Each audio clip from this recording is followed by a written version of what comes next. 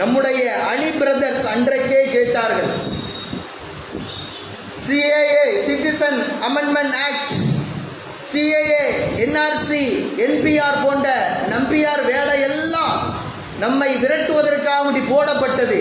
இதையெல்லாம் முறியடித்த இந்த இஸ்லாமிய சமூகம், இதையெல்லாம் எதிர்கொண்ட இஸ்லாமிய சமூகம், நாம் கொள்கையில் வேறுபாடாக இருக்கலாம், குர்ஆன் ஹதீஸில் சண்டை பிடித்து வேறுபாடாக இருக்கலாம், நமக்கு மத்தியில் எழுகிற பிரச்சனை கருத்து வேறுபாடுகளில் நாம் நம்முடைய இஸ்லாமியர்கள் இயக்கங்கள் வேறுபாடாக இருக்கலாம். இந்தியா, இந்திய மண், இந்திய தேசம், இந்தியத்தின் ஒருமைப்பாடு, இஸ்லாம் என்று வருகிற பொழுது ஒரே அணியில் ஒருமித்த குரலோடு ஒரே கருத்தோடு ஒரே தலைமையின் கீழாக நிற்போம் என்பதற்கு சான்று வருங்காலத்தில் வளரக்கூடிய இஸ்லாமியர்களாக நாம் வாழ வேண்டும்.